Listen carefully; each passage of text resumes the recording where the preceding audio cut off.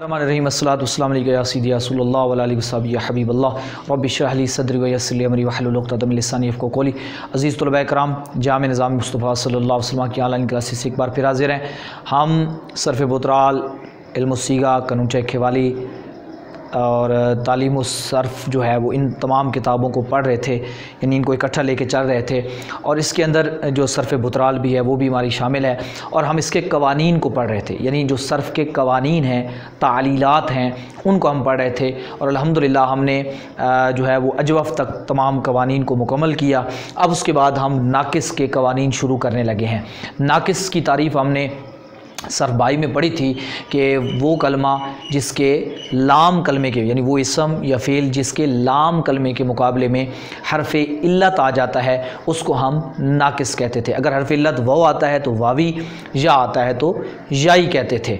और फिर यहाँ पर एक चीज़ जो है वो हमने काबिल गौर है कि हमने ये बात बताई थी मैंने वहाँ पर कि जो नाक़िस है उसके ज़्यादातर लाम कलमे को आप जब देखेंगे तो उसके अंदर आपको अलिफ़ मिलेगी। जैसे देखें रमा, यानी नाक़िस को लिखा जाता है तो यूँ लिखा जाता है, यानी रमा यानी यूँ हो गया, ये समझ लें। तो यानी उसके आखिर में अलिफ़ होगी, तो मैंने कहा था वो अलिफ़ व होगी या फिर या होगी, यानी वो अलिफ़ जो है असली नहीं हो सकती, इसलिए नाक़िस अलिफ़ी नहीं होता, नाक़िस वावी होता है या याई होता है। इसी तरीके से आप देखें गज़ा, गज़ा तो ये था गाज़ा वा, वो था रामा या। तो इसी तरीके से लेकिन बाज़ औक़ात या लिखी भी होगी, जैसे रादी या, यानी सामिया के वज़न पे होगी तो वहाँ या आपको लिखी हुई मिलेगी। इसकी वजह क्या है कि ये अलिफ़ से क्यों बदलता है, ये कानून आप पीछे पढ़ चुके हैं। इसमें आपको मेरे ख्याल में फ़ौरन जहन में भी आ जाना चाहिए कि अजवफ़ के जो हमने कावला वाला और बाजा आ वाला पहला कानून पढ़ा था कि वाव और या मुतहरिक हो, मा कबल मफ़तूह हो तो उसको अलिफ़ से बदल देना वाजिब है। जहाँ जहाँ नहीं बदलना वो शरैत हमने वहाँ तफसील से पढ़ी थी। उम्मीद है आपको वो याद भी होंगी, नहीं तो आप एक बार फिर उसको दोहरा लें ताकि आपको आगे जाने में आसानी हो। तो यानी फ़ेले अपना नाक़िस, यानी जो कलमा नाक़िस है तो उसके अंदर भी वही पहले उसका जो पहला सीगा है माजी का, तो उसके अंदर या तस्निया की जो भी है उसके अंदर वही कानून जारी होने वाला है जो अजवफ़ में कानून जारी हुआ है। तो अगर वो कानून आपको याद है तो समझो नाक़िस का माजी भी आपका हल हो जाता है ऑटोमेटिकली। तो अब रादी या में कानून क्यों नहीं जारी हो रहा, क्योंकि या मुतहरिक मा कबल मफ़तूह नहीं है बल्कि मा कबल मकसूर है, इसलिए इसको हमने अलिफ़ से नहीं बदला। लेकिन रामा या में हमने बदल दिया, गाज़ा वा में हमने बदल दिया। इस तरीके से और भी बहुत सारे आपको मिलेंगे। इसी तरीके से ये कानून लफ़ीफ़ में भी जारी हो जाएगा। जैसे देखें तावा या, तावा या, तो लफ़ीफ़ में मैंने आपको बताया था कि ऐन कलमे में ये कानून जारी नहीं करना। लफ़ीफ़ के ऐन कलमे में अगर वाव और या मुतहरिक हो तो वहाँ कानून जारी नहीं करना। अलबत्ता लफ़ीफ़ के लाम कलमे में कानून जारी होगा, यानी या मुतहरिक मा कबल मफ़तूह है तो ये अलिफ़ से बदल जाएगा, अब ये हो जाएगा तवा।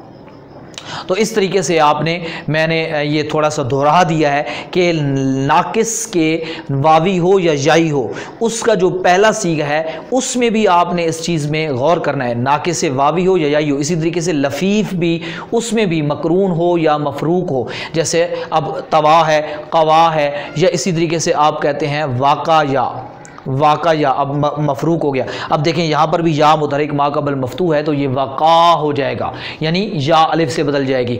तो लफ़ीफ़, नाक़िस, अजवफ़, इन तीनों के अंदर ये चीज़ अपने जहन के अंदर रखनी है, शरैत को मलूज़ खातिर रख के कि वाव और या मुतहरिक हो, मा कबल मफ़तूह हो, यानी उससे पहले वाले हर्फ़ पे ज़बर हो तो उसको अलिफ़ से बदल देना वाजिब है। तो ये कानून अगर आपने दोहरा लिया तो अब अगले कानून की तरफ हम सफ़र करते हैं जो हमारा नाक़िस का पहला कानून होगा।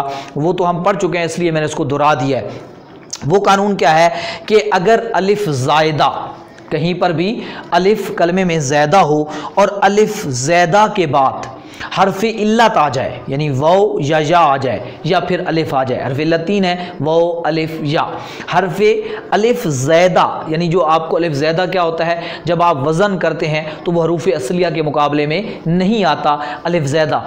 अलिफ़ ज़ैदा जब भी कहीं कलमे में हो और उसके बाद हरफ़ इल्लत हो, वाव या जो है वो अलिफ़ हरफ़ इल्लत हो, और वो अब जो हरफ़ इल्लत है वो लाम कलमे में हो, यानी कलमे के एंड पे हो, यानी लाम कलमे में हो, लाम कलमे के मुकाबले में हो, या बिल्कुल एंड पे हो, यानी लाम कलमे के मुकाबले में हो, या आखिर में हो, या तरफ हम कहते हैं, यानी हर हर्फ इल्लत जो अलिफ ज़ैदा के बाद हो और कलमे की तरफ में हो, तरफ का मतलब होता है एंड पे हो, बिल्कुल ठीक है, या तरफ के हुक्म में हो। तरफ के हुक्म से क्या मुराद होता है, मतलब ये होता है कि वो ला अगर वज़न करें तो लाम कलमे के मुकाबले में आए, बेशक एंड में बिल्कुल ना हो, उसके बाद भी कोई हरफ आ रहा हो, लेकिन वो हरफ जो उसके बाद आ रहा है वो आर्जी हो, यानी वो दैमी ना हो, वो कलमे का हिस्सा ना हो, बल्कि वो आर्जी तौर पे फ़ायदा देने के लिए कोई लाया गया हो, जैसे मसलन गोल ता हो गई, या अलिफ तस्निये का हो गया, ठीक है जी, ये हम जब लेके आते हैं, या वाव जमा की हो गई,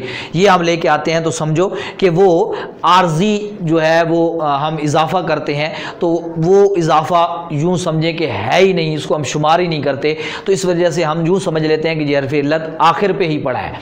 तो इसलिए अब कानून क्या है कि हर हर्फ इल्लत जो अलिफ ज़ैदा के बाद हो और कलमे के आखिर में यानी तरफ में हो या तरफ के हुक्म में हो, तो उस हर्फ इल्लत को हमज़े से बदल देना वाजिब है। यानी अब वो हर्फ इल्लत नहीं रहेगा, बल्कि उसको आपने उस वो और या अलिफ है उसको आपने हमज़ा बना देना है। मिसाल देखें ताकि आपको बात समझ आ जाए। मसलन लफ्ज़ है, हमारे पास एक लफ्ज़ है दुआउन, इसका वज़न आप निकालें तो ये बनेगा फ़ुआलुन।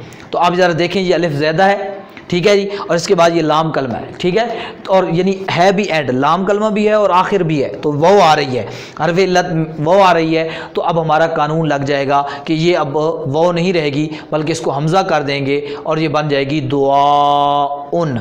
तो आपको पता है अलिफ के बाद जो हमज़ा है तो वो एक महमूज़ अपना क्या नाम है मद्दा हो जाता है, तो वो मद्दात वो तो तजवीद का एक मसला है, तो इसलिए ऊपर मद भी लिखी जाती है दुआउन। लेकिन उर्दू के अंदर अब हमारी जो उर्दू ज़बान है उसमें इस हमजे को ख़त्म कर दिया गया है, खाली दुआ लिख देते हैं, यानी इस तरह लिखते हैं। उर्दू के अंदर ये हमारा रस्मुल ख़त इस तरीके से चल निकला है, हमजे को ख़त्म कर दिया गया है, लेकिन असल में हमज़ा मौजूद है। अच्छा, अब अगले लफ्ज़ की तरफ आते हैं, रिदाजुन। अब या की मिसाल आ रही है वो, तो इसका वज़न निकालें तो ये फ़ियालुन के वज़न पे है। तो अब इस लिहाज से यहाँ पर भी देखें अलिफ ज़ैदा के बाद है तो ये हो जाएगी रिदाउन, ठीक है। हमारे उर्दू में इसको भी रिदा लिखते हैं, खाली हमज़ा नहीं लिखते, तो बहरहाल ये हमज़ा हो गया। अब ये तो मिसाल थी कि जब बिल्कुल एंड पे हमें नज़र आ रहा है कि हर्फ इल्लत बिल्कुल, ये देखें वो और जा आखिर में है, इसके बाद कोई और हरफ नहीं है, अलिफ ज़ैदा के बाद है और बिल्कुल आखिर पे।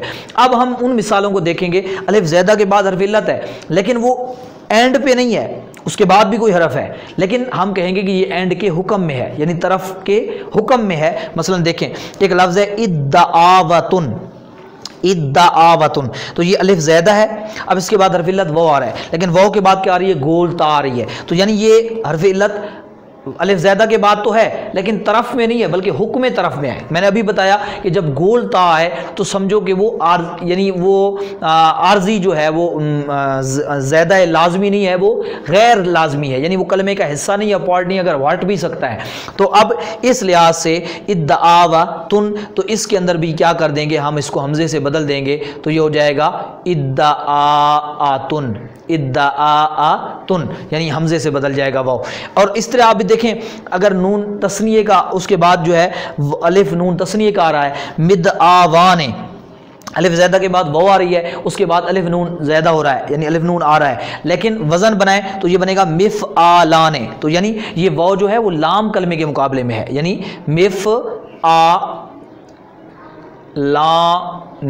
मिफ़आलाने।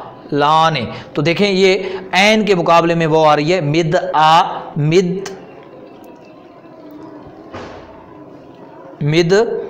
मिफ़,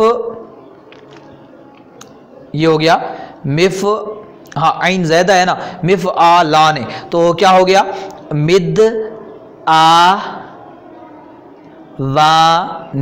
ठीक है जी। तो एन हो गया और वो ये लाम कलमे के मुकाबले में आ रहा है, तो इस लिहाज से अब ये हो जाएगा मिदआने।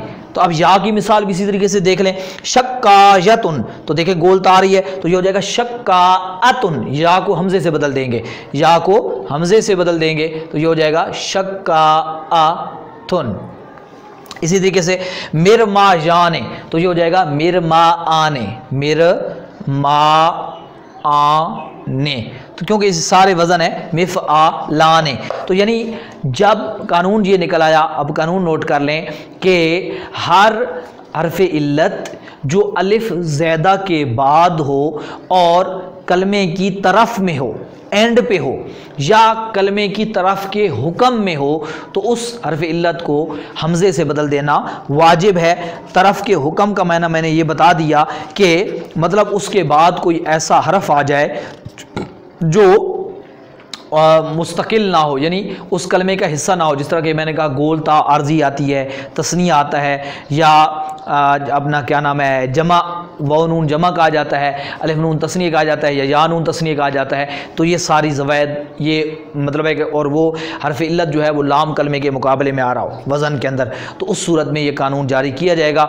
हर सबक को 2 से 3 बार ज़रूर दोहराया करें। जब तक पिछला सबक आपको अगला सबक ना मिल जाए तो पिछले सबक को दोहराते रहा करें। रोज़ाना की बुनियाद पर भी 1-2 सबक को दोहराया करें और कानूनों की प्रैक्टिस करें। मैं बार बार आपको बता चुका हूँ, कानून का इस्तेमाल जो है वो आपको कानून याद करा देता है। रटने से कानून याद नहीं होगा, इस्तेमाल करने से होगा। इसलिए आप जब गर्दाने बनाएंगे, अबवाब बनाएंगे, सरफ़े सगीरें कबीरें बनाएंगे, तो ऑटोमेटिकली उसके अंदर जब ये कानून अप्लाई होंगे।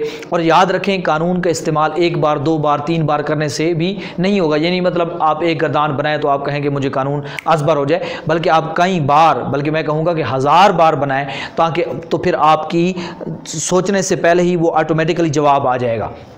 तो इसलिए इस पे अमल ज़रूर करें। और रमज़ान शरीफ है, नए दाखिले भी शुरू हैं, कोशिश करें कि जो दोस्त अहबाब आपके इर्द गिर्द हैं उन तक भी ये पैगाम पहुँचाएँ, उनको भी, तो इंशाल्लाह उनको भी दाखिला दे के वो भी दरस निज़ामी से और इन असबाक से इस्तिफ़ादा कर सकें, मुस्तफ़ीज़ हो सकें और उनको भी फ़ायदा हासिल हो सके और अपने दोस्तों तक ये पैगाम पहुँचाएँ। मज़ीद कोई चीज़ समझ ना आए तो व्हाट्सअप नंबर शो रहा है, इस पर सवाल भी कर सकते हैं, या यूट्यूब पर भी कर सकते हैं। इंशाल्लाह जवाब देने की कोशिश की जाएगी। अल्हम्दुलिल्लाह रब्बिल आलमीन।